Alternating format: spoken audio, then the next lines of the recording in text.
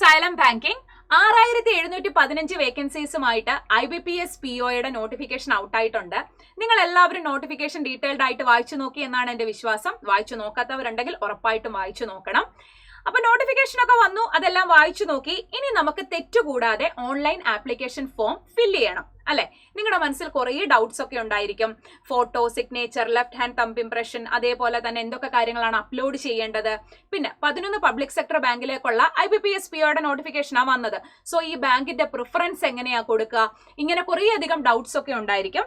അതുകൊണ്ട് തന്നെയാണ് ഞാൻ എങ്ങനെ IBPS POയുടെ ഫോം നിങ്ങൾ ഫില്ല് ചെയ്യണം എന്ന വീഡിയോയുമായിട്ട് എത്തിയിരിക്കുന്നത്. നമുക്ക് എല്ലാ കാര്യങ്ങളും ഡീറ്റെയിൽഡ് ആയിട്ട് നോക്കാം. ഓക്കെ, നമ്മുടെ ഓൺലൈൻ ആപ്ലിക്കേഷൻ ഫോം നമുക്ക് അയക്കാൻ പറ്റുക ജൂലൈ 1 മുതൽ ജൂലൈ 21 വരെയാണ്. അപ്പോൾ 21-ാം തീയതി വരെ ആകാൻ വെയിറ്റ് ചെയ്തിരിക്കരുത്. ലാസ്റ്റ് ആയിരിക്കുമ്പോഴത്തേക്കിന് സൈറ്റ് റഷ് ആകാനൊക്കെയുള്ള ചാൻസ് ഉണ്ട്. സോ മാക്സിമം നേരത്തെ തന്നെ എല്ലാ കാര്യങ്ങളും മനസ്സിലാക്കിയിട്ട് അപ്ലൈ ചെയ്യാനായിട്ട് ശ്രമിക്കുക. നമുക്ക് PO ആയതുകൊണ്ട് തന്നെ ആദ്യം പ്രിലിമിനറി എക്സാമിനേഷൻ ഉണ്ടാകും, അതിനുശേഷം മെയിൻസ് ഉണ്ടാകും, ദെൻ പേഴ്സണാലിറ്റി ടെസ്റ്റും ഇന്റർവ്യൂ ഉണ്ടാകും. നമുക്ക് പ്രിലിംസ് ഓഗസ്റ്റിലും മെയിൻസ് ഒക്ടോബറിലും ആയിരിക്കും. Okay, അതിനുശേഷമായിരിക്കും interview. അപ്ലൈ ചെയ്യുന്നതിന് മുന്നേ നമ്മുടെ കയ്യിൽ എന്തൊക്കെ കാര്യങ്ങളാണ് നമ്മൾ കരുതി വെക്കേണ്ടത്? നമുക്ക് നമ്മുടെ ഒരു പാസ്പോർട്ട് സൈസ് ഫോട്ടോഗ്രാഫ് നമ്മുടെ കയ്യിൽ ഉണ്ടായിരിക്കണം. അത് ഹാർഡ് കോപ്പിയും വേണം, സോഫ്റ്റ് കോപ്പിയും വേണം. അതിന്റെ സ്പെസിഫിക്കേഷൻസ് എന്തൊക്കെയാണെന്ന് ഞാൻ മുന്നോട്ട് ഓരോന്നും ഡീറ്റെയിൽഡ് ആയിട്ട് പറയാം. ദെൻ സിഗ്നേച്ചർ ഉണ്ടായിരിക്കണം, ലെഫ്റ്റ് ഹാൻഡ് തമ്പ് ഇംപ്രഷൻ ഉണ്ടായിരിക്കണം, ഹാൻഡ് റിട്ടൺ ഡിക്ലറേഷൻ ഉണ്ടായിരിക്കണം, SLCയുടെ PDF ഉണ്ടായിരിക്കണം. ഓക്കെ, ഇത് ഓരോന്നിന്റെയും സ്പെസിഫിക്കേഷൻസ് നമുക്കൊന്ന് നോക്കാം. പിന്നെ എടുത്ത് അവർ പറഞ്ഞിട്ടുണ്ട്, നമ്മൾ ഈ പറയുന്ന, അതായത് നമ്മൾ അപ്ലൈ ചെയ്യുന്ന സമയത്ത് നമ്മൾ അവർ എവിടെയാണോ ഫോട്ടോഗ്രാഫ് അല്ലെങ്കിൽ എവിടെയാണോ സിഗ്നേച്ചർ അപ്ലോഡ് ചെയ്യാൻ പറയുന്നത്, അവർ പറയുന്ന രീതിയിൽ അതാത് സ്പെസിഫിക്കേഷൻസിൽ അപ്ലോഡ് ചെയ്തില്ലെങ്കിൽ അത് അപ്ലോഡ് ആകത്തുമില്ല. നമുക്ക് മുന്നോട്ടേക്ക് ആപ്ലിക്കേഷൻ ഫോം കംപ്ലീറ്റ് ആക്കാനും പറ്റില്ല. ഓക്കെ, ആദ്യം തന്നെ ഫോട്ടോഗ്രാഫ്. അപ്പൊ നമ്മുടെ latest passport size colour photograph ആയിരിക്കണം വേണ്ടത്. അതിന്റെ സൈസ് എന്ന് പറയുന്നത് സെന്റിമീറ്റർ ആണെങ്കിൽ 4.5 by 3.5 സെന്റിമീറ്റർ ആണ്. അല്ലെങ്കിൽ പിക്സൽസിൽ പറഞ്ഞാൽ 200 by 230 പിക്സൽസ് ആണ് സൈസ്. ഇത് നിങ്ങൾ ഇപ്പോൾ ഒരു സ്റ്റുഡിയോയിൽ പോയി ഫോട്ടോ എടുക്കുകയാണെങ്കിൽ നിങ്ങൾ ഹാർഡ് കോപ്പിയും വാങ്ങിക്കുക. അത് കൂടാതെ തന്നെ നിങ്ങൾ എന്ത് ചെയ്യുക, നിങ്ങളുടെ മെയിലിലേക്ക് ഒന്നെങ്കിൽ ഈ പറയുന്ന സ്പെസിഫിക്കേഷൻസിൽ അവരെ കൊണ്ട് തന്നെ ചെയ്ത് നിങ്ങൾ മെയിലിലേക്ക് അറ്റാച്ച് ചെയ്തിടുക. അല്ലെങ്കിൽ നിങ്ങൾക്ക് തന്നെയാണെങ്കിലും അത് ഓപ്പൺ ആക്കിയിട്ട് ഇതേ സ്പെസിഫിക്കേഷനിലേക്ക് മാറ്റാനായിട്ട് പറ്റും. നിങ്ങൾ എല്ലാവരും കമ്പ്യൂട്ടറൊക്കെ നന്നായിട്ട് യൂസ് ചെയ്യാൻ അറിയാവുന്ന ആൾക്കാരാണ്, അങ്ങനെ നിങ്ങൾക്ക് ചെയ്യാം. അല്ലെങ്കിൽ നിങ്ങൾക്ക് ഇനി അങ്ങനെ അറിയില്ല എന്നുണ്ടെങ്കിൽ നിങ്ങൾക്ക് എന്ത് ചെയ്യാം, ഏതെങ്കിലും കഫേ പോയിട്ട് ഈ പറയുന്ന സൈസിലാക്കി ഇട്ട് കഴിഞ്ഞാൽ മുന്നോട്ട് വരുന്ന എല്ലാ എക്സാംസിനും നിങ്ങൾക്ക് അത് യൂസ്ഫുൾ ആയിരിക്കും. ഒരു തവണ മാത്രം നിങ്ങൾ അത് ചെയ്ത് മെയിൽ അറ്റാച്ച് ചെയ്തിടുക. ഓക്കെ, പിന്നെ എടുക്കുന്ന സമയത്ത് നമ്മൾ ഫോട്ടോ എടുക്കുമ്പോൾ ലൈറ്റ് ബാക്ക്ഗ്രൗണ്ട് ആയിരിക്കണം. അവർ കൂടുതലും വൈറ്റ് ആണ് പ്രിഫർ ചെയ്യുന്നത്. പാസ്പോർട്ട് സൈസ് ഫോട്ടോ ആയിരിക്കണം. അല്ലാതെ നമ്മൾ ഫോണിലെടുത്ത സെൽഫി ഫോട്ടോസ് ഒന്നും ആകാനായിട്ട് പാടില്ല എന്ന് അവർ എടുത്തു പറയുന്നുണ്ട്. അതേപോലെ തന്നെ നമ്മൾ തൊപ്പി വെച്ചോ കൂളിംഗ് ഗ്ലാസ് വെച്ചിട്ടോ അല്ലെങ്കിൽ നമ്മളുടെ മുഖത്ത് നിഴലടിക്കുകയോ ഇതൊന്നും ചെയ്യാനായിട്ട് പാടില്ല. നമ്മളാണ് എക്സാം എഴുതാൻ ചെല്ലുന്നത് എന്ന് അവർക്ക് വ്യക്തമായിട്ട് മനസ്സിലാകണം. അവിടെ നമ്മൾ നമ്മൾ അപ്ലോഡ് ചെയ്യുന്ന അതേ ഫോട്ടോയാണ് നമ്മൾ അഡ്മിറ്റ് കാർഡ് വരുമ്പോൾ അതിൽ പേസ്റ്റ് ചെയ്യേണ്ടത്. അതുകൊണ്ട് തന്നെയാണ് കൂടുതൽ കോപ്പി നിങ്ങൾ എടുത്ത് വെക്കാൻ പറഞ്ഞത്. ഇപ്പം പ്രിലിംസിന് പോകുമ്പോൾ മാത്രമല്ല, മെയിൻസിന് പോകുമ്പോഴും അതിനുശേഷം ഇന്റർവ്യൂവിന് പോകുമ്പോഴും വേറെ എക്സാംസ് വരുമ്പോഴാണെങ്കിലും നമുക്ക് ഇതേപോലെ തന്നെ ഫോട്ടോസ് കൊണ്ടുപോകേണ്ടി വരും, അപ്ലോഡും ചെയ്യണം. അപ്പോൾ അതുകൊണ്ട് കൂടുതൽ കോപ്പീസ് നിങ്ങൾ എടുത്ത് വെക്കുക. സോഫ്റ്റ് കോപ്പി മെയിലിൽ അറ്റാച്ച് ചെയ്തിടാം. ഓക്കെ, അപ്പൊ സൈസ് 200 by 230 പിക്സൽ. പിന്നെ അതേപോലെ തന്നെ അതിന്റെ ഫയൽ സൈസ് എന്ന് പറയുന്നത് 20 GB-ക്കും 50 GB-ക്കും ഇടയിലായിരിക്കണം. പിന്നെ അവർ എടുത്ത് പറഞ്ഞിട്ടുണ്ട്, നോക്കിക്കേ, ലൈറ്റ് കളേർഡ് ബാക്ക്ഗ്രൗണ്ട് ആയിരിക്കണം, നല്ല ലൈറ്റ് ഉള്ള റൂമിലായിരിക്കണം. പിന്നെ നിങ്ങൾ സ്റ്റുഡിയോയിൽ പോയി ഫോട്ടോ എടുക്കുമ്പോൾ അങ്ങനെ പ്രശ്നമൊന്നും ഉണ്ടാകില്ല. ഓക്കെ, ഇനി നിങ്ങൾ ഫോണിൽ എടുക്കുവാണെങ്കിലും ഈ പറയുന്ന കാര്യങ്ങളൊക്കെ നിങ്ങൾ നന്നായിട്ട് ശ്രദ്ധിക്കുക. പാസ്പോർട്ട് സൈസ് ഫോട്ടോ ആയിരിക്കണം. നമ്മളാണ് അതെന്ന് ആ ഫോട്ടോ കണ്ടാൽ വ്യക്തമായിട്ട് മനസ്സിലാകണം. നമ്മുടെ മുഖത്ത് നിഴൽ വീഡിയോ അല്ലെങ്കിൽ സൺഗ്ലാസോ കൂളിംഗ് ഗ്ലാസോ ഇതൊന്നും വെച്ചിട്ട് നമ്മൾ എന്ത് ചെയ്യാനായിട്ട് പാടില്ല, ഫോട്ടോ എടുക്കാനായിട്ട് പാടില്ല. അതാണ് ഏറ്റവും കൂടുതൽ നിങ്ങൾ ശ്രദ്ധിക്കേണ്ട കാര്യം. ഓക്കെ, ഇനി അടുത്ത കാര്യം പറയട്ടെ. ഇപ്പൊ നമ്മൾ ഫോട്ടോ അപ്ലോഡ് ചെയ്താൽ മാത്രം പോരാ, നമ്മൾ തന്നെയാണ് ഈ ഓൺലൈൻ ആപ്ലിക്കേഷൻ അയക്കുന്നത് എന്ന് ഉറപ്പുവരുത്താനായിട്ട് അപ്ലൈ ചെയ്യുന്ന സമയത്ത് ഫോട്ടോ ക്യാപ്ചർ ചെയ്യും.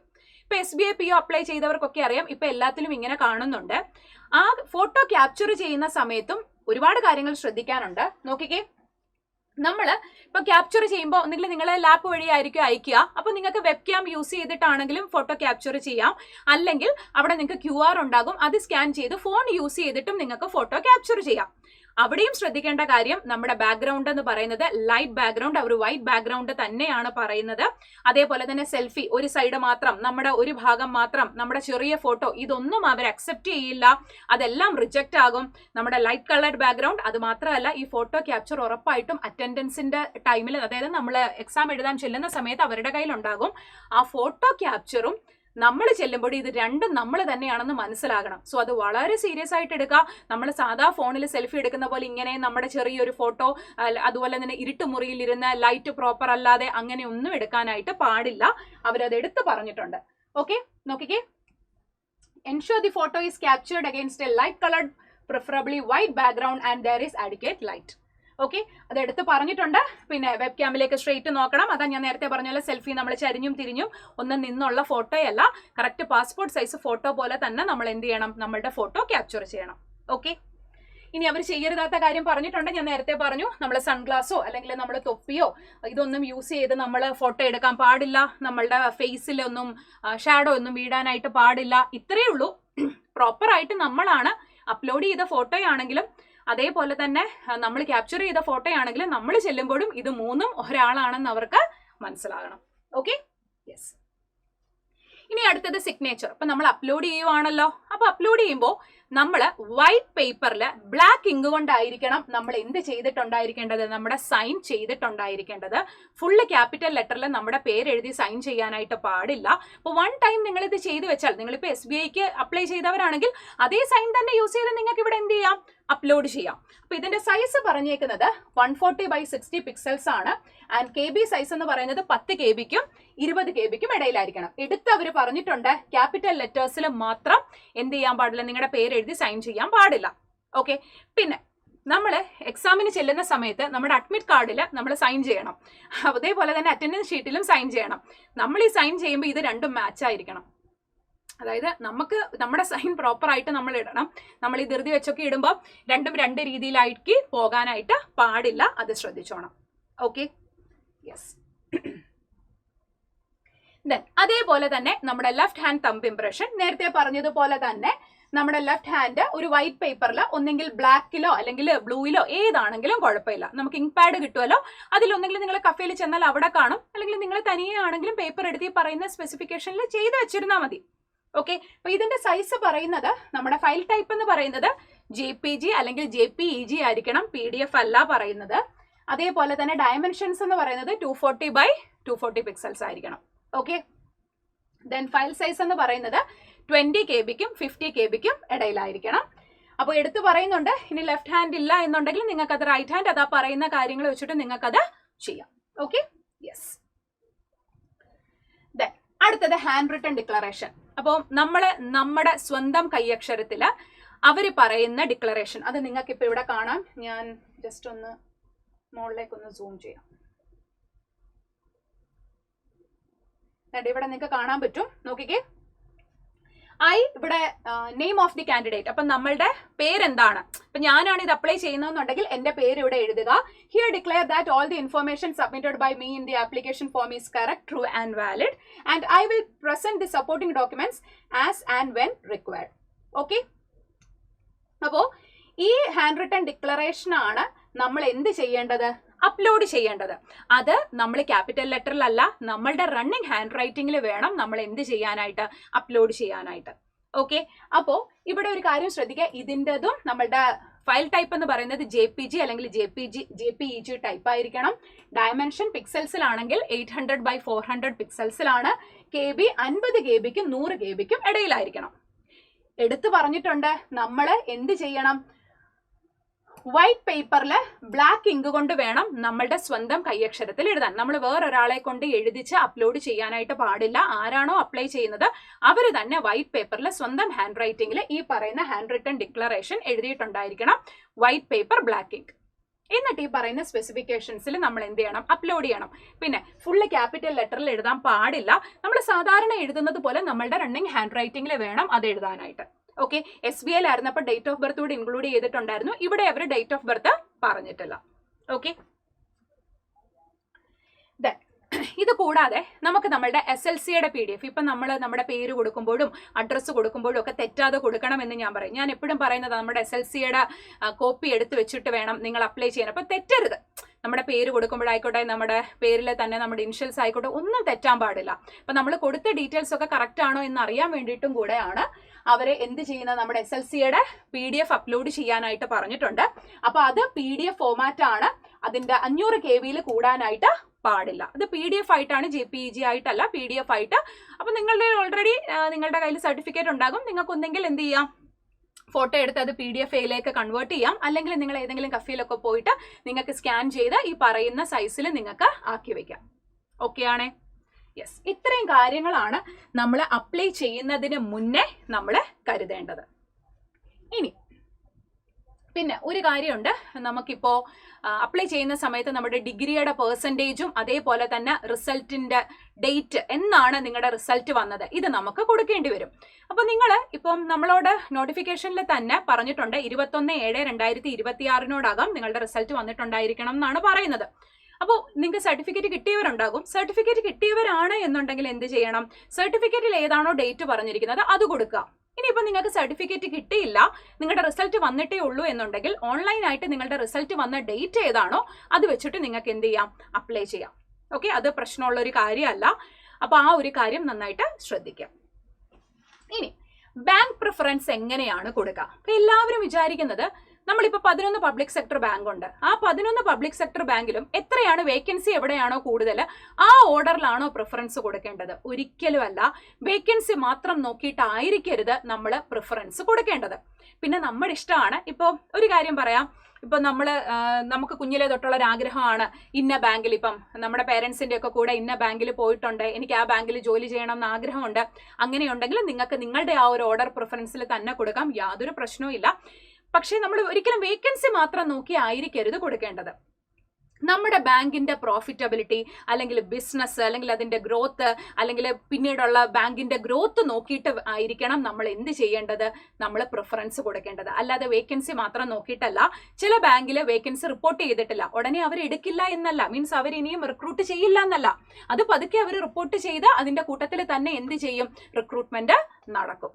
അപ്പോൾ ഒരിക്കലും വേക്കൻസി മാത്രം നോക്കിയായിരിക്കരുത്, ബാങ്കിന്റെ പ്രോഫിറ്റബിലിറ്റി നോക്കിയായിരിക്കണം, ബിസിനസ് നോക്കിയായിരിക്കണം, ഗ്രോത്ത് നോക്കിയായിരിക്കണം നമ്മൾ എന്ത് ചെയ്യേണ്ടത്, പ്രിഫറൻസ് കൊടുക്കേണ്ടത്. പിന്നെ ഒരു കാര്യം കൂടെ, അതിൽ തന്നെ നിങ്ങൾക്കൊരു കാര്യം ചെയ്യാം. ഇപ്പം നിങ്ങൾക്ക് IBPS PO ആയതുകൊണ്ട് തന്നെ പാൻ ഇന്ത്യ ജോബാ അല്ലെ, എവിടെ വേണമെങ്കിലും നമുക്ക് പോസ്റ്റിംഗ് കിട്ടാം. പിന്നെ ആ കൂട്ടത്തിൽ തന്നെ പ്രോഫിറ്റബിലിറ്റി നോക്കുന്നതിന്റെ കൂട്ടത്തിൽ തന്നെ നിങ്ങൾക്ക് ഇപ്പം നമുക്ക് സൗത്ത് സോണിൽ തന്നെ നിൽക്കണം, കേരളത്തിൽ തന്നെ നിൽക്കണം, അല്ലെങ്കിൽ നമ്മുടെ ഹോം ടൗണിൽ കിട്ടാൻ സാധ്യതയുണ്ടെങ്കിൽ അത് നമുക്ക് ഒരിക്കലും ഉറപ്പ് പറയാൻ പറ്റില്ല. ആ ഒരു കാര്യം നിങ്ങളുടെ മനസ്സിലുണ്ടായിരിക്കണം. പക്ഷെ ഞാൻ പറഞ്ഞതാണ്, ഇപ്പൊ പ്രോഫിറ്റബിലിറ്റി നോക്കുക. പിന്നെ നമ്മുടെ കേരളത്തിൽ കൂടുതൽ ബ്രാഞ്ച് ഉള്ളത് ഏത് ബാങ്കിനാണ് അതുകൂടെ വേണമെങ്കിൽ നിങ്ങൾക്ക് നോക്കിയിട്ട് കൊടുക്കാം. ഓക്കെ, അപ്പൊ ആദ്യം നമുക്ക് നമ്മളുടെ വേക്കൻസി ഒന്ന് നോക്കിയാലോ. നമുക്ക് ടോട്ടൽ വേണ്ട 6715 വേക്കൻസിയാണ്. ഇവിടെ വേക്കൻസി ഏറ്റവും കൂടുതൽ ടോട്ടൽ നോക്കുമ്പോൾ ബാങ്ക് ഓഫ് ബറോഡയിലാണ് ഏറ്റവും കൂടുതൽ വേക്കൻസി അല്ലെ. 1900 വന്നിരിക്കുന്നത് ബാങ്ക് ഓഫ് ബറോഡയിലാണ്. ദെൻ അതിനുശേഷമുള്ളത് ബാങ്ക് ഓഫ് മഹാരാഷ്ട്രയാണ്. സെൻട്രൽ ബാങ്ക് ഓഫ് ഇന്ത്യ ഉണ്ടല്ലോ, അതിന് central bank of Canara bank ഉണ്ട് 1500. അതേപോലെ തന്നെ ബാങ്ക് ഓഫ് മഹാരാഷ്ട്രയുണ്ട്. പിന്നെ ബാക്കിയൊക്കെ 500 സംതിങ് ആണ് വേക്കൻസി വന്നേക്കുന്നത് അല്ലെ. അപ്പൊ നമ്മൾ പ്രോഫിറ്റബിലിറ്റി നോക്കുകയാണ് എന്നുണ്ടെങ്കിൽ ഏറ്റവും ടോപ്പ് പൊസിഷനിൽ ഇപ്പൊ നിൽക്കുന്ന ബാങ്ക് എന്ന് പറയുന്നത് ബാങ്ക് ഓഫ് ബറോഡയാണ്. ബാങ്ക് ഓഫ് ബറോഡ, അതിനുശേഷം കാനറ ബാങ്ക്, ദെൻ അതിനുശേഷം പഞ്ചാബ് നാഷണൽ ബാങ്ക്. ഈ 3 ബാങ്കാണ് പ്രോഫിറ്റബിലിറ്റി നോക്കുമ്പോൾ ഏറ്റവും ടോപ്പ് പൊസിഷനിൽ നിൽക്കുന്നത്. വേക്കൻസി വൈസ് നോക്കിയാലും ബാങ്ക് ഓഫ് ബറോഡയും കാനറ ബാങ്കും മുന്നിൽ തന്നെയാണ്. പിന്നെ പഞ്ചാബ് നാഷണൽ ബാങ്കിൽ എത്രയുണ്ട്? പഞ്ചാബ് നാഷണൽ ബാങ്കിൽ 504. ഓക്കെ, അത്രയും വേക്കൻസി. ഈ 3 ബാങ്കാണ് നമുക്ക് പ്രോഫിറ്റബിലിറ്റി നോക്കുമ്പോൾ ഏറ്റവും ടോപ്പ് പൊസിഷനിലുള്ളത്.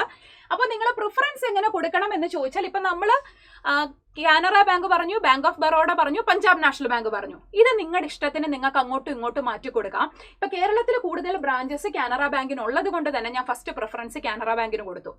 പ്രോഫിറ്റബിലിറ്റിയും ഗ്രോത്തും ഒക്കെ നോക്കുവാണെങ്കിൽ ഈ 3 ബാങ്ക് ഇതിനനുസരിച്ചിട്ട് നിങ്ങൾക്ക് എന്ത് ചെയ്യാം, നിങ്ങളുടെ ഇഷ്ടത്തിനനുസരിച്ച് അങ്ങോട്ടും ഇങ്ങോട്ടും ഒക്കെ മാറ്റാം. ഞാൻ കേരളത്തിൽ കുറച്ചും കൂടെ കൂടുതൽ ബ്രാഞ്ചസ് കാനറ ബാങ്കിന് ഉള്ളത് കൊണ്ട് ഫസ്റ്റ് പൊസിഷൻ കാനറ ബാങ്ക് കൊടുത്തു. Okay, then bank of Baroda and Punjab national bank. Punjab national ബാങ്കിന് പൊതുവിന് നമ്മുടെ കേരളത്തിൽ ഇച്ചിരി ബ്രാഞ്ചസ് കുറവാണ്, അതുകൊണ്ടാണ് ഞാൻ 3ാമത്തെ പൊസിഷൻ കൊടുത്തത്. ഇത് വേണമെങ്കിൽ നിങ്ങൾക്ക് ബാങ്ക് ഓഫ് ബറോഡ വേണമെങ്കിൽ ഫസ്റ്റ് കൊടുക്കാം, അത് നിങ്ങളുടെ ചോയ്സാണ്. ഓക്കെ. ദെൻ അതിനുശേഷം union bank of India, Indian bank, bank of Maharashtra, bank of India, Indian overseas bank, Punjab and Sindh bank, UCO bank and central bank of India. ഈ ആദ്യത്തെ 5 എണ്ണത്തിൽ നിങ്ങൾക്ക് നിങ്ങളുടെ ഇഷ്ടത്തിനനുസരിച്ച് അങ്ങോട്ടും ഇങ്ങോട്ടും ഓർഡർ ഒക്കെ മാറ്റാം. ഇത് നിങ്ങൾക്ക് വേണ്ടിയിട്ട് സജസ്റ്റ് ചെയ്തൊരു കാര്യമാണ്, ബാക്കി നിങ്ങളുടെ ഇഷ്ടമാണ്. ആദ്യം ഒരു കാര്യം മനസ്സിലാക്കുക, നമ്മൾ ഈ കൊടുത്ത ഓർഡറിൽ തന്നെ നമുക്ക് കിട്ടണം എന്ന് നിർബന്ധമൊന്നുമില്ല. നമ്മുടെ മെയിൻസിന്റെ മാർക്ക്, നമ്മുടെ ഇന്റർവ്യൂവിന്റെ മാർക്ക്, നമ്മുടെ മെറിറ്റ് ലിസ്റ്റ്, അതേപോലെ തന്നെ അവിടെ എത്ര വേക്കൻസി ഉണ്ട്, ഇതെല്ലാം ഡിപ്പെൻഡ് ചെയ്തിട്ടായിരിക്കും നമുക്ക് ഏത് ബാങ്ക് കിട്ടുന്നു എന്ന് ഫൈനലായിട്ട് നമുക്ക് അറിയാൻ പറ്റുക. നമ്മൾ നമ്മുടെ പ്രിഫറൻസ് ആണ് കൊടുക്കുന്നത്. അത് എപ്പോഴും വേക്കൻസി മാത്രം നോക്കി കൊടുക്കാതെ പ്രോഫിറ്റബിലിറ്റിയും ബാങ്കിന്റെ ഗ്രോത്തും ബിസിനസ്സും ഒക്കെ നോക്കിയിട്ട് കൊടുക്കുക. പിന്നെ നിങ്ങൾക്ക് ഹോം ടൗൺ എന്നൊരു ചിന്തയുണ്ടെങ്കിൽ നമുക്ക് കേരളത്തിൽ പ്രോഫിറ്റബിലിറ്റി ഉണ്ടായിരിക്കണം, അത്യാവശ്യം ബ്രാഞ്ചസും ഉള്ളത് നോക്കി കൊടുക്കാം. അങ്ങനെ ഞാൻ ഒരെണ്ണം സജസ്റ്റ് ചെയ്തതാണിത്. ബാക്കി നിങ്ങൾക്ക് നിങ്ങളുടെ പേഴ്സണൽ ചോയ്സ് ആണ്, അങ്ങോട്ടും ഇങ്ങോട്ടും മാറ്റി കൊടുക്കാം. Okay, yes. ഇനി നമ്മളുടെ ബാച്ചിനെ പറ്റിയിട്ട് ഒരുപാട് ആസ്പിറൻസ് ചോദിക്കുന്നുണ്ട്. അപ്പൊ മെയിൻസിന് മാത്രമായിട്ട് ബാച്ച് ഉണ്ടോ എന്ന് ഒരുപാട് പേര് ചോദിക്കുന്നുണ്ട്. യെസ്, മെയിൻസിന് മാത്രമായിട്ടുള്ള ഒരു ബാച്ച് നമ്മൾ സ്റ്റാർട്ട് ചെയ്തിട്ടുണ്ട്. അറിയാലോ, IBPS PO ആണെങ്കിലും SBI PO ആണെങ്കിലും പ്രിലിംസ് എന്ന് പറയുന്നത് മെയിൻസിലേക്കുള്ള ഒരു കടമ്പ മാത്രമാണ്. നമുക്ക് മെയിൻസ് നല്ല രീതിയിൽ ക്വാളിഫൈ ചെയ്തെങ്കിൽ മാത്രമേ, നല്ല മാർക്ക് ഉണ്ടെങ്കിൽ മാത്രമേ നമുക്ക് ബാങ്കർ ആകാനായിട്ട് പറ്റുള്ളൂ. അപ്പൊ നിങ്ങൾക്ക് പ്രിലിംസ് ഓക്കെയാണ്, മെയിൻസ് ആണ് ബുദ്ധിമുട്ട് എന്നുണ്ടെങ്കിൽ നിങ്ങൾക്ക് മെയിൻസ് ബൂസ്റ്റർ ബാച്ചിൽ ജോയിൻ ചെയ്യാം. ജസ്റ്റ് നമ്മുടെ ക്ലാസ് സ്റ്റാർട്ട് ചെയ്തിട്ടേ ഉള്ളൂ. നമ്മുടെ ക്ലാസിന്റെ തന്നെ ആപ്പിൽ പോകുന്ന ക്ലാസിന്റെ ലൈവ് സെഷൻസ് യൂട്യൂബിൽ നിങ്ങൾക്ക് ഫ്രീ ആയിട്ട് കാണാൻ പറ്റും. ക്ലാസ്സസ് കണ്ടു നോക്കിയിട്ട് നിങ്ങൾക്ക് ഓക്കെ ആണെങ്കിൽ നിങ്ങൾക്ക് ബാച്ച് പർച്ചേസ് ചെയ്യാം. ഓക്കെ, ദെൻ നമ്മുടെ ക്ലാസ് ജസ്റ്റ് സ്റ്റാർട്ട് ചെയ്തതേ ഉള്ളൂ. കഴിഞ്ഞതിന്റെ എല്ലാം നിങ്ങൾക്ക് റെക്കോർഡഡ് സെഷൻസ് അവൈലബിൾ ആയിരിക്കും. പിന്നെ പ്രിലിംസിന് മാത്രമായിട്ട് ക്രാഷ് ബാച്ച് ഉണ്ടോ, ജസ്റ്റ് ക്രാഷ് ബാച്ച് ഉടനെ നമ്മൾ സ്റ്റാർട്ട് ചെയ്യുന്നുണ്ടോ എന്ന് ചോദിക്കുന്നുണ്ട്. യെസ്, SBIക്കും IBPSനും വേണ്ടിയിട്ട് നമ്മളൊരു ക്രാഷ് ബാച്ച് സ്റ്റാർട്ട് ചെയ്തിട്ടുണ്ട്. അതിൽ കംപ്ലീറ്റ് ടോപ്പിക്സിന്റെയും നിങ്ങൾക്ക് എല്ലാ 3 സബ്ജക്റ്റിന്റെയും ടോപ്പിക്കിന്റെ വീഡിയോസ് റെക്കോർഡഡ് സെഷൻ ആയിട്ട് കിട്ടുകയും പ്രാക്ടീസ് സെഷൻസ് വിത്ത് ടൈമർ പ്രാക്ടീസ് നമ്മൾ എന്ത് ചെയ്യും, ലൈവ് ആയിട്ട് 50+ ലൈവ് പ്രാക്ടീസ് സെഷൻസ് നിങ്ങൾക്ക് ഈ ഒരു ബാച്ചിലൂടെ നമ്മൾ പ്രൊവൈഡ് ചെയ്യുന്നതായിരിക്കും. ഇനി നിങ്ങൾക്ക് ബേസ് മുതൽ ലൈവായിട്ട് തന്നെ പഠിക്കണം എന്നുണ്ടെങ്കിൽ നിങ്ങൾക്ക് IBPS PO ആൻഡ് ക്ലർക്ക് ബാച്ചിൽ ജോയിൻ ചെയ്യാം. നമ്മുടെ ബാച്ച് സ്റ്റാർട്ട് ചെയ്തു, പക്ഷേ അത് കഴിഞ്ഞു പോയ ക്ലാസ്സസിന്റെ എല്ലാം റെക്കോർഡഡ് സെഷൻസ് അവിടെ അവൈലബിൾ ആണ്. ഇതിൽ പ്രിലിംസും മെയിൻസും ഇന്റർവ്യൂവിനും എല്ലാത്തിനുമുള്ള ഒരു സപ്പോർട്ട് ഈ ഒരു ബാച്ചിലൂടെ നിങ്ങൾക്ക് കിട്ടുന്നതായിരിക്കും. മെയിൻസ് ബൂസ്റ്റർ ബാച്ചിലും നിങ്ങൾ മെയിൻസ് ക്വാളിഫൈ ചെയ്ത് കഴിഞ്ഞാൽ നിങ്ങൾക്ക് ഉറപ്പായിട്ടും ഇന്റർവ്യൂവിനും ഗ്രൂപ്പ് ഡിസ്കഷനും ഉള്ള ഒരു സപ്പോർട്ടും നമ്മൾ എന്ത് ചെയ്യും, അതിലൂടെ നിങ്ങൾക്ക് പ്രൊവൈഡ് ചെയ്യുന്നതായിരിക്കും. ഇനി നമുക്ക് ഓഫ്ലൈൻ ഉണ്ടോ എന്ന് ചോദിക്കുന്നവരോട് യെസ്, നമുക്ക് ഓഫ്ലൈൻ ബാച്ച് ഉണ്ട്. കോഴിക്കോടാണുള്ളത്. നമ്മൾ തന്നെയാണ് നിങ്ങൾക്ക് ക്ലാസ്സസ് എടുക്കുക. അപ്പോൾ നിങ്ങൾക്ക് എന്തെങ്കിലും ഡൗട്ട് ഓൺലൈൻ ആൻഡ് ഓഫ്ലൈൻ കോഴ്സിനെ പറ്റിയിട്ട് എന്തെങ്കിലും ഡൗട്ട് ഉണ്ടെങ്കിൽ ഈ കാണുന്ന നമ്പറിൽ നിങ്ങൾ കോൺടാക്ട് ചെയ്യുക, അല്ലെങ്കിൽ താഴെ കമന്റ് ചെയ്യുക. ഉറപ്പായിട്ടും നമ്മൾ നിങ്ങൾക്ക് റിപ്ലൈ തരുന്നതായിരിക്കും. ഓക്കെ, ഇപ്പൊ IBPS PO അപ്ലൈ ചെയ്യാൻ വേണ്ടിയിട്ടുള്ള കംപ്ലീറ്റ് കാര്യങ്ങൾ നമ്മൾ സെറ്റാക്കി. ഇനി നമുക്ക് അപ്ലൈ ചെയ്യുന്നത് എങ്ങനെയാണെന്ന് നോക്കാം. ഓക്കെ, ഇനി നമുക്ക് അപ്ലൈ ചെയ്യാം. അപ്പോൾ ആദ്യം തന്നെ IBPSന്റെ സൈറ്റിലേക്ക് പോവുക. www.ibps.co.in എന്ന വെബ്സൈറ്റിലേക്ക് പോവുക. അത് ഓപ്പൺ ആയി വരുമ്പോൾ താഴേക്ക് നിങ്ങൾക്ക് സ്ക്രോൾ ചെയ്യുമ്പോൾ കാണാൻ പറ്റും കോമൺ റിക്രൂട്ട്മെന്റ് പ്രോസസ് PO എന്ന് കാണാം. അതിൽ ക്ലിക്ക് ചെയ്യുക. അതിൽ ക്ലിക്ക് ചെയ്യുമ്പോൾ ഏറ്റവും ആദ്യം കിടക്കുന്നത് common recruitment process probationary officer 16 ആണ് നിങ്ങൾക്ക് ഇവിടെ കാണാൻ പറ്റുന്നത്. സോ അതിൽ ക്ലിക്ക് ചെയ്യുക. അതാണ് നമുക്ക് അപ്ലൈ ചെയ്യേണ്ടത്. അപ്പോൾ വിൻഡോ നോട്ടിഫിക്കേഷൻ വന്നതും നമ്മുടെ നോട്ടിഫിക്കേഷനും അതേപോലെ തന്നെ അപ്ലൈ ഓൺലൈൻ 3 എണ്ണം കാണാൻ പറ്റും. അതിൽ അപ്ലൈ ഓൺലൈൻ കൊടുത്ത് മുന്നോട്ടേക്ക് പോകുക. ഓക്കെ, അതിൽ നിങ്ങൾക്ക് ഒരു വിൻഡോ ഓപ്പൺ ആയി വന്നിട്ടുണ്ട്. അതിൽ click here for new registration and login four already registered candidates എന്ന് കാണാൻ പറ്റും. അതിൽ നമ്മൾ ആദ്യമായിട്ട് അപ്ലൈ ചെയ്യുന്നത് കൊണ്ട് click here for new registration കൊടുക്കുക. അതിലെല്ലാം നമ്മളുടെ ബേസിക് ഇൻഫർമേഷൻ ആണ്. നമ്മളുടെ പേര് തെറ്റാതെ, നമ്മളുടെ SLCയിൽ എങ്ങനെയാണോ കൊടുത്തിട്ടുള്ളത് അതേപോലെ തന്നെ തെറ്റാതെ കൊടുക്കുക. ഫസ്റ്റ് നെയിം അത് തന്നെ വീണ്ടും നമ്മൾ എന്ത് ചെയ്യുക, കൺഫേം ചെയ്യുക. അതിനുശേഷം മിഡിൽ നെയിം ഉള്ളവരാണെങ്കിൽ അങ്ങനെ കൊടുക്കുക. ഇല്ല എന്നുണ്ടെങ്കിൽ ലാസ്റ്റ് നെയിം കൊടുത്ത് മുന്നോട്ടേക്ക് പോകുക. അവിടെ ഒരു ഡയലോഗ് ബോക്സ് ഉണ്ട്. അത് നമ്മുടെ തന്നെ പേരും ആണ് എന്ന് നമ്മൾ എന്ത് ചെയ്യുക, കൺഫേം ചെയ്യുക. ഓക്കെ, ഇനി നമ്മുടെ പേര് ചേഞ്ച് ചെയ്തിട്ടുണ്ടോ എന്ന് അവർ ചോദിക്കുന്നുണ്ട്. സോ ഇല്ല എന്നുണ്ടെങ്കിൽ നോ കൊടുത്ത് മുന്നോട്ടേക്ക് പോകാം. പിന്നെ മൊബൈൽ നമ്പറും ഇമെയിൽ IDയും അത് നമ്മൾ വർക്കിംഗ് ആയിട്ടുള്ളത് തന്നെ കൊടുക്കുക. കാരണം OTP അതിലേക്ക് വരും. പിന്നെ അതേപോലെ തന്നെ ഈ റിക്രൂട്ട്മെന്റ് കംപ്ലീറ്റ് ആകുന്നത് വരെ ഇതിലേക്കായിരിക്കും കംപ്ലീറ്റ് ഡീറ്റെയിൽസും അവർ അയക്കുന്നത്. സോ അതുകൊണ്ട് നമ്മൾ യൂസ് ചെയ്യുന്ന, നമ്മൾ ഇതുവരെയും കണ്ടിന്യൂസ്ലി നമ്മൾ ഈ ഒരു റിക്രൂട്ട്മെന്റ് പ്രോസസ്സ് കഴിയുന്നത് വരെ യൂസ് ചെയ്യുന്ന നമ്പർ തന്നെ കൊടുക്കാം. ഓക്കെ, അപ്പോൾ ഇത് ആരുടെ മൊബൈൽ നമ്പർ ആണെന്ന് അവർ ചോദിക്കുന്നുണ്ട്. പേരൻറ്റിൻ്റെ ആണോ നിങ്ങളുടെ ആണോ എന്താണ്? സെൽഫ് ആണെങ്കിൽ സെൽഫ് കൊടുക്കുക, പേരൻറ്റിൻ്റെ ആണെങ്കിൽ അങ്ങനെ കൊടുക്കുക. അതേപോലെ തന്നെ മെയിൽ ID നമ്മൾ യൂസ് ചെയ്യുന്ന മെയിൽ ID കൊടുക്കുക. ഡൊമൈൻ ഇവിടുന്ന് സെലക്ട് ചെയ്യുക. ഓക്കെ, ദെൻ അതിനുശേഷം നമ്മൾ സെക്യൂരിറ്റി കോഡ് അടിച്ച് മുന്നോട്ടേക്ക് പോവാം. ഓക്കെ, എവിടെയെങ്കിലും എന്തെങ്കിലും നമ്മൾ കൊടുത്തിട്ടുണ്ടെങ്കിൽ മീൻസ് സേവ് ആൻഡ് നെക്സ്റ്റ് കൊടുക്കുക. നമ്മൾ കൊടുത്തതെല്ലാം ഓക്കെ ആണ്, പ്രോപ്പർ ആണ് എന്നുണ്ടെങ്കിൽ അവർ ഓക്കെ ചോദിക്കും. കൺഫേം സബ്മിഷൻ ചോദിക്കുന്നുണ്ട്. അപ്പോൾ നമ്മൾ കൊടുത്ത മൊബൈൽ നമ്പർ, മെയിൽ ID, നമ്മളുടെ പേര് എല്ലാം സെറ്റാണ്, ഓക്കെ ആണെന്ന് ഉറപ്പ് വരുത്തിയതിന് ശേഷം ഓക്കെ കൊടുത്ത് മുന്നോട്ടേക്ക് പോകുക. ഇത് ഓക്കെ കൊടുത്തു കഴിഞ്ഞാൽ പിന്നീട് നമുക്കൊരു എഡിറ്റ് പറ്റില്ല. ഓക്കെ, ഇനി നമ്മളുടെ ഫോൺ നമ്പറും അതേപോലെ തന്നെ മെയിൽ IDയും വെരിഫൈ ചെയ്യുന്ന സ്റ്റെപ്പാണ്. അപ്പോൾ അതിലേക്ക് OTP വരും നമ്മൾ കൊടുത്ത മെയിലിലേക്ക്. ഇപ്പം തന്നെ ഓൾറെഡി നിങ്ങളുടെ നമ്പറിലേക്കും അതേപോലെ തന്നെ മെയിൽ IDയിലേക്കും നമ്മുടെ ആപ്ലിക്കേഷൻ നമ്പർ ഓൾറെഡി വന്നിട്ടുണ്ടായിരിക്കും. അത് വന്നിട്ടുണ്ടോ എന്നുള്ളത് ചെക്ക് ചെയ്യുക. ഓക്കെ, എന്നിട്ട് സെക്യൂരിറ്റി കോഡ് കൊടുത്തതിന് ശേഷം സെൻഡ് OTP കൊടുക്കുക. അപ്പോഴത്തേക്കിനും നമ്മളുടെ നമ്പറിലേക്ക് ഒരു OTP വരും. ആ OTP കൊടുത്ത് നമുക്കത് എന്ത് ചെയ്യാം, വെരിഫൈ ചെയ്യാം.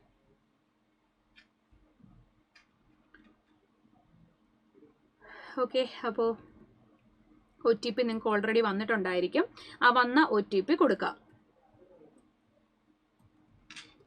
ദെൻ വെരിഫൈ OTP കൊടുക്കുക. ദെൻ അതിനുശേഷം അതേപോലെ തന്നെ നമ്മളുടെ മെയിൽ IDയും വെരിഫൈ ചെയ്യണം. എഗെയിൻ നമ്മൾ സെക്യൂരിറ്റി കോഡ് കൊടുത്തതിന് ശേഷം വെരിഫൈ ചെയ്യാം. ഇനി നമ്മുടെ മെയിൽ ഓപ്പൺ ആക്കുക. മെയിലിലേക്കും എന്ത് വന്നിട്ടുണ്ടായിരിക്കും, OTP വന്നിട്ടുണ്ടായിരിക്കും. മെയിലിലേക്ക് വന്ന OTPയിൽ എത്രയാണോ OTP പറഞ്ഞേക്കുന്നത് അത് കൊടുക്കുക, വെരിഫൈ ചെയ്യാം. ദെൻ അതിനുശേഷം നെക്സ്റ്റ് കൊടുക്കാം. ഇനി നമ്മളുടെ ഫോട്ടോയും സിഗ്നേച്ചറും അതെല്ലാം നമ്മൾ പ്രിസ്ക്രൈബ്ഡ് സൈസിൽ നമ്മൾ ആക്കി വെച്ചിട്ടുണ്ട്. അപ്പോൾ ആദ്യം നമ്മൾ സെറ്റാക്കി വെച്ചിരിക്കുന്നത് നമ്മൾ ഓപ്പൺ ആക്കുക. അതിൽ നമ്മളുടെ ഫോട്ടോ കൊടുക്കുക. ഓക്കെ, നമ്മൾ കൊടുത്തിരിക്കുന്ന ഫോട്ടോ കൊടുക്കുക.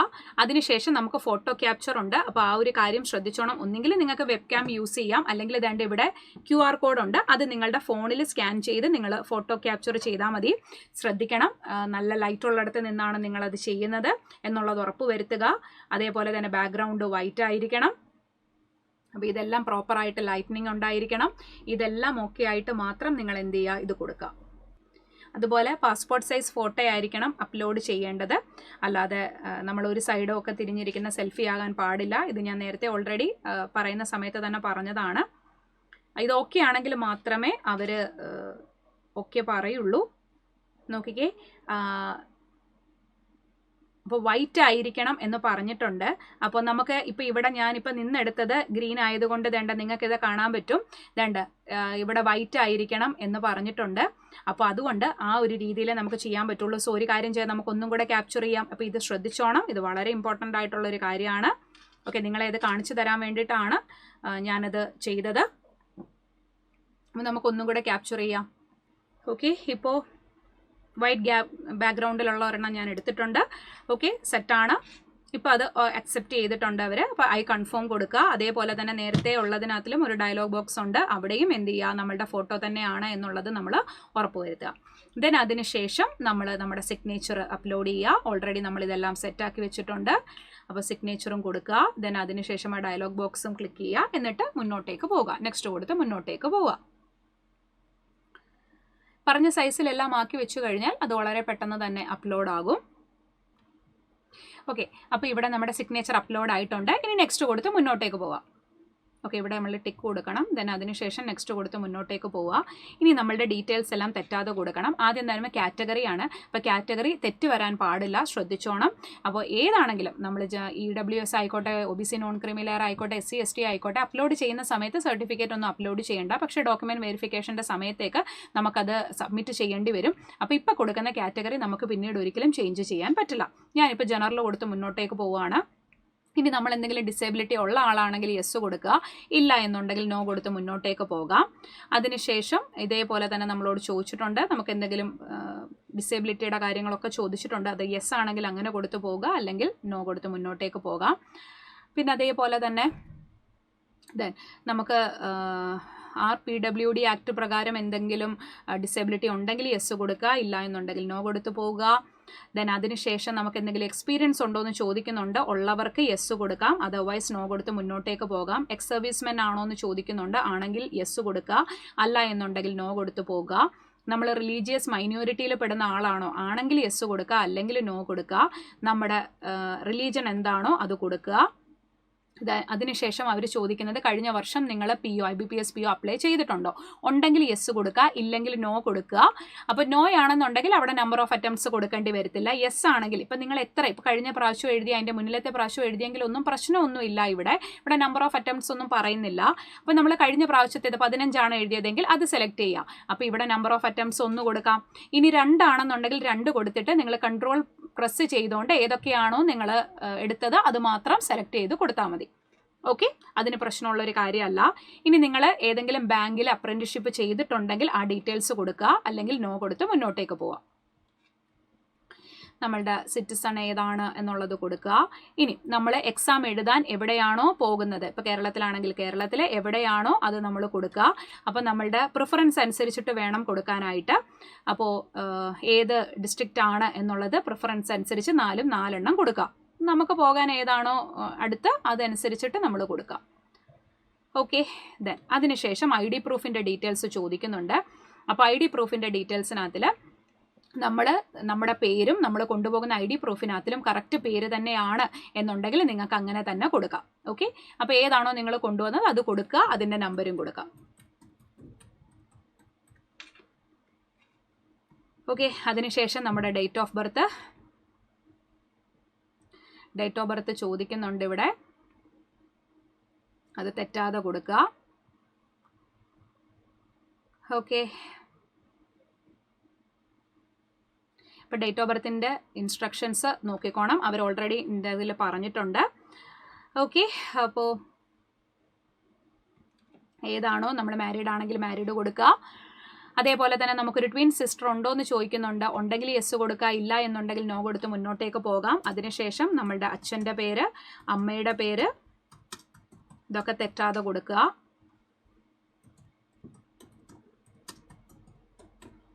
ഓക്കെ, അതിനുശേഷം മദേഴ്സ് നെയിം.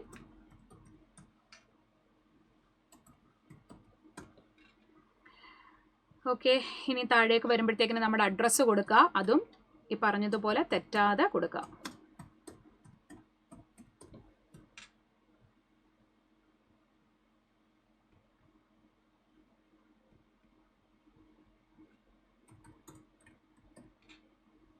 ഓക്കെ, നമ്മുടെ പെർമനൻറ്റ് അഡ്രസ്സും കറസ്പോണ്ടൻറ്റ് അഡ്രസ്സും സെയിം ആണെങ്കിൽ അങ്ങനെ കൊടുക്കുക, അല്ല എന്നുണ്ടെങ്കിൽ അത് സെപ്പറേറ്റ് ആയിട്ട് കൊടുക്കുക. ദെൻ ഏതാണെന്നുള്ളത് സെലക്ട് ചെയ്യുക, GST ബേസിസിലുള്ളത്. ആൻഡ് നമ്മുടെ ഡീറ്റെയിൽസ് എല്ലാം നമ്മൾ കൊടുത്തതിനകത്തിൽ എന്തെങ്കിലും കൊടുക്കാൻ വിട്ടുപോയിട്ടുണ്ടെങ്കിൽ അവിടെ ഒരു റെഡ് കളറിൽ കാണിക്കും. ഓക്കെ, അപ്പോൾ യെസ് ദണ്ട ഇവിടെ ഏതെങ്കിലും നിങ്ങൾ അപ്രന്റീസ്ഷിപ്പ് പ്രൊമോഷൻ സ്കീം ചെയ്തിട്ടുണ്ടോ എന്ന് ചോദിച്ചിട്ടുണ്ട്. അത് നമ്മൾ കൊടുക്കാത്തത് കൊണ്ടാണ് അവിടെ അത് കാണിച്ചത്. ഉണ്ടെങ്കിൽ യെസ് കൊടുക്കുക, ഇല്ല എന്നുണ്ടെങ്കിൽ നോ കൊടുത്ത് മുന്നോട്ടേക്ക് പോകാം. ഓക്കെ, നമ്മളുടെ ഡീറ്റെയിൽസ് നോക്കുക, എല്ലാം വെരിഫൈഡ് സക്സസ്ഫുള്ളി കാണിച്ചെങ്കിൽ സേവ് ആൻഡ് നെക്സ്റ്റ് കൊടുത്ത് മുന്നോട്ടേക്ക് പോവാം. ഇനി നമ്മളുടെ എഡ്യൂക്കേഷണൽ ഡീറ്റെയിൽസ് ആണ്. അപ്പോൾ നമ്മൾ SLC ഏതാ, CBSE ആണെങ്കിൽ CBSE, സ്റ്റേറ്റ് ബോർഡാണ് പഠിച്ചതെങ്കിൽ സ്റ്റേറ്റ് ബോർഡ് കേരള എന്ന് കൊടുക്കുക. ഏതാണോ നിങ്ങൾ പഠിച്ചത് അത് കൊടുക്കുക. പിന്നെ ഡേറ്റ് ഓഫ് പാസിംഗ് എന്നാണ്, ഏത് വർഷമാണ്, അപ്പോൾ നമ്മുടെ സർട്ടിഫിക്കറ്റിൽ ഓൾറെഡി അതുണ്ടാകും, അത് കൊടുക്കുക. ഓക്കെ, ഏതാണോ കറക്റ്റ് ഡേറ്റ് അത് കൊടുക്കുക. അതേപോലെ തന്നെ നിങ്ങൾക്ക് പെർസെൻറ്റേജ്, ഇപ്പം നിങ്ങൾ A+ ഒക്കെ ആണെന്നുണ്ടെങ്കിൽ അതിനെ കറസ്പോണ്ടിങ് പെർസെൻറ്റേജിലേക്ക് നിങ്ങൾക്ക് കൺവേർട്ട് ചെയ്യാനായിട്ട് പറ്റും അല്ലേ. ഇപ്പം നമ്മൾ ഇപ്പോൾ കേരള സിലബസ് ആണ് എന്നുണ്ടെങ്കിൽ, ഇപ്പോൾ CBSE ആണെങ്കിൽ നിങ്ങൾക്ക് മാർക്ക് ഉണ്ടാകും, ഡയറക്റ്റ്ലി പെർസെൻറ്റേജ് കണ്ടുപിടിക്കാം. മറ്റതാണ് എന്നുണ്ടെങ്കിൽ നിങ്ങൾക്ക് A+ ആണെങ്കിൽ 95 ആയിട്ട് എടുക്കുക. ഇപ്പോൾ ഓരോ സബ്ജക്റ്റിനും 100 ആയിട്ട് എടുത്തിട്ട് A+ ആണെങ്കിൽ 95 ആയിട്ട് കൗണ്ട് ചെയ്യുക, A ആണെങ്കിൽ 85 ആയിട്ട് കൗണ്ട് ചെയ്യുക. അങ്ങനെ നിങ്ങൾ ആഡ് ചെയ്ത് പെർസെൻറ്റേജ് കണ്ടാൽ മതി. ദെൻ അതേപോലെ തന്നെ നമ്മുടെ ഡിഗ്രി ഏതാണ് എന്നുള്ളത് കൊടുക്കുക, ഏതാണ് നിങ്ങളുടെ യൂണിവേഴ്സിറ്റി എന്നുള്ളത് കൊടുക്കുക. ദെൻ എന്താണോ പഠിച്ചത്, ഇപ്പം നിങ്ങൾ ഡിഗ്രി BTech ഏതാണോ അത് കൊടുക്കുക. ദെൻ അതിനുശേഷം നിങ്ങൾ ഏത് ഇയർ ആണ് പാസ് ഔട്ട് ആയത്, ഓക്കെ, ഏത് ഇയർ ആണോ പാസ് ഔട്ട് ആയത്, നിങ്ങളുടെ സർട്ടിഫിക്കറ്റ് ഉണ്ടെങ്കിൽ സർട്ടിഫിക്കറ്റിനകത്തിൽ ഏതാണോ ഡേറ്റ് പറഞ്ഞേക്കുന്നത് അത് കൊടുക്കുക. നിങ്ങൾക്ക് സർട്ടിഫിക്കറ്റ് കിട്ടിയില്ല, ജസ്റ്റ് റിസൾട്ട് മാത്രമേ വന്നിട്ടുള്ളൂ എന്നുണ്ടെങ്കിൽ നിങ്ങൾക്ക് അങ്ങനെ കൊടുക്കാം. ഓക്കെ, പിന്നെ അതേപോലെ നിങ്ങളുടെ പെർസെൻറ്റേജ്, ചിലർക്ക് CGPA ആയിരിക്കും. അപ്പോൾ ആ CGPA എങ്ങനെയാണോ പെർസെൻറ്റേജിലേക്ക് കൺവേർട്ട് ചെയ്യുന്നത്, യൂണിവേഴ്സിറ്റിയിൽ ഓരോ ഇത് പറയുന്നുണ്ടാകും, അതിനനുസരിച്ച് കൺവേർട്ട് ചെയ്യുക. പിന്നെ ഇപ്പം റിസൾട്ട് വരാത്തവരാണെങ്കിൽ നിങ്ങളുടെ സൈറ്റിൽ എന്നാണോ, അല്ല റിസൾട്ട് വരാത്തവരെന്നല്ല, സർട്ടിഫിക്കറ്റ് കിട്ടാത്തവരാണെന്നുണ്ടെങ്കിൽ നിങ്ങളുടെ റിസൾട്ട് വന്നത്, സൈറ്റിൽ നിങ്ങളുടെ റിസൾട്ട് വന്ന ഡേറ്റ് ഏതാണോ അത് നിങ്ങൾക്ക് കൊടുക്കാം. പിന്നെ ഇവിടെ നിർബന്ധമായിട്ട് ചോദിക്കുന്നുണ്ട് നമുക്ക് കമ്പ്യൂട്ടർ നോളജ് ഉണ്ടോ. ഇപ്പം നിങ്ങൾ ഒന്നെങ്കിൽ നിങ്ങൾക്ക് എന്ത് ചെയ്യാം, യെസ് കൊടുത്തിട്ട്, ഇപ്പം നിങ്ങൾ 10ലൊക്കെ കമ്പ്യൂട്ടർ കേരള സിലബസ് ആണെങ്കിൽ IT ഒരു സബ്ജക്റ്റ് ആയിട്ട് ഹൈസ്കൂളിൽ പഠിച്ചിട്ടുണ്ട്, അങ്ങനെ കൊടുക്കാം. അല്ലെങ്കിൽ നിങ്ങൾ ഡിഗ്രിക്കോ നിങ്ങളുടെ ഡിപ്ലോമയിലോ എവിടെയെങ്കിലും ഏതെങ്കിലും ഒരു സെമസ്റ്ററിൽ നിങ്ങൾ കമ്പ്യൂട്ടർ റിലേറ്റഡ് ആയിട്ട് എന്തെങ്കിലും ഒരു സബ്ജക്റ്റ് പഠിച്ചിട്ടുണ്ടെങ്കിൽ നിങ്ങൾ സെപ്പറേറ്റ് ആയിട്ട് യാതൊരു സർട്ടിഫിക്കറ്റും ഉണ്ടാക്കേണ്ട കാര്യമില്ല. അങ്ങനെ ഇല്ല എന്നുണ്ടെങ്കിൽ മാത്രം ഏതെങ്കിലും കമ്പ്യൂട്ടർ സെൻറ്ററിൽ നിന്ന് നിങ്ങൾ ജസ്റ്റ് ഒരു സർട്ടിഫിക്കറ്റ് കോഴ്സ് ചെയ്യുക. ഓക്കെ, ഇനി എന്തെങ്കിലും വർക്ക് എക്സ്പീരിയൻസ് ഉണ്ടെങ്കിൽ അങ്ങനെ കൊടുക്കുക, ഇല്ല എന്നുണ്ടെങ്കിൽ നോ കൊടുക്കുക. ഓക്കെ, ദെൻ അതിനുശേഷം നമുക്കെതിരെ എന്തെങ്കിലും കേസോ കാര്യങ്ങളോ ഒക്കെ ഉണ്ടായിട്ടുണ്ടെങ്കിൽ യെസ് കൊടുക്കുക, അല്ലെങ്കിൽ നോ കൊടുത്ത് മുന്നോട്ടേക്ക് പോവുക. പിന്നെ നമുക്കറിയാവുന്ന ഭാഷയെല്ലാം കൊടുക്കുക, അത് എഴുതാനും വായിക്കാനും അറിയാമെന്നുണ്ടെങ്കിൽ അതാത് കാര്യങ്ങൾ നമ്മൾ ടിക്ക് ചെയ്യുക. ഓക്കെ, ഇതിപ്പം ഒരെണ്ണം മാൻഡേറ്ററി ആയിട്ട് പറഞ്ഞിട്ടുണ്ട്, ബാക്കി നിങ്ങൾക്ക് ഹിന്ദിയോ മലയാളമോ ഏതാണോ നിങ്ങൾക്ക് അറിയാവുന്നത് അത് കൊടുത്ത് മുന്നോട്ടേക്ക് പോവുക. Okay, yes. ഇനി നമ്മൾ കൊടുത്ത ഡീറ്റെയിൽസ് എല്ലാം വാലിഡേറ്റ് ചെയ്യാം നമുക്ക്. അപ്പോൾ എല്ലാം ഓക്കെ ആണെന്ന് കാണിക്കുന്നുണ്ട്. ദെൻ സേവ് ആൻഡ് നെക്സ്റ്റ് കൊടുത്ത് മുന്നോട്ടേക്ക് പോകുക. ഇനി നമ്മൾ ബാങ്കിൻ്റെ പ്രിഫറൻസ്, ഓൾറെഡി നമ്മൾ ബാങ്കിൻ്റെ പ്രിഫറൻസ് എങ്ങനെ കൊടുക്കണം എന്നുള്ളത് നിങ്ങളോട് പറഞ്ഞിട്ടുണ്ടായിരുന്നു. അപ്പോൾ ആ ഓർഡറിൽ നിങ്ങൾക്ക് ഏതാണോ കൺവീനിയൻ്റ് ആയിട്ടുള്ളത് അതേപോലെ തന്നെ കൊടുക്കാം. ഓക്കെ, ഞാനിപ്പോൾ ഇവിടെ ജസ്റ്റ് എല്ലാം ഫില്ല് ചെയ്യുന്നേ ഉള്ളൂ.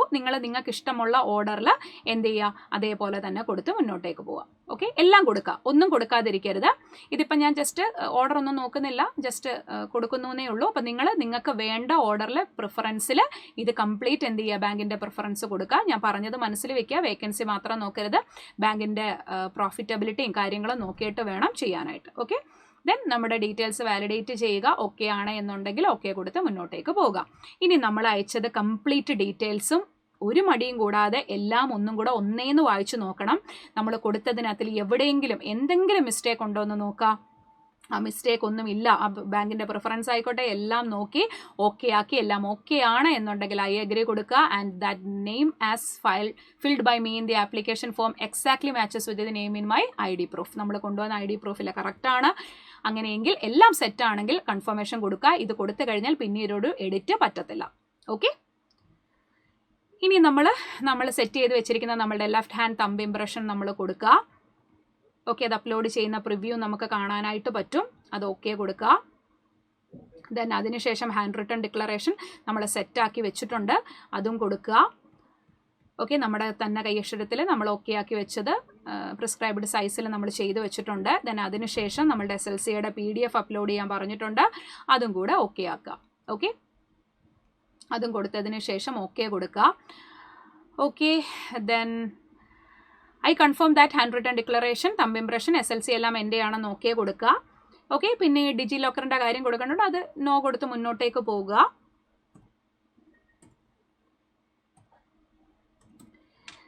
ഓക്കെ, പിന്നെ നമ്മൾക്ക് സെക്യൂരിറ്റി കോഡ് കൊടുക്കുക. നമ്മളുടെ ആപ്ലിക്കേഷൻ ഫോം കംപ്ലീറ്റ് ആക്കുക. തീർന്നിട്ടില്ല, നമ്മൾ ഫീ പേയ്മെൻ്റ് ഉണ്ട്, അത് കംപ്ലീറ്റ് ആക്കി കഴിഞ്ഞെങ്കിൽ മാത്രമേ നമ്മളുടെ ഓൺലൈൻ ആപ്ലിക്കേഷൻ പ്രോസസ്സ് കംപ്ലീറ്റ് ആയി എന്ന് നമുക്ക് പറയാൻ പറ്റുള്ളൂ. അപ്പോൾ എമൗണ്ട് കാണിക്കുന്നുണ്ട്.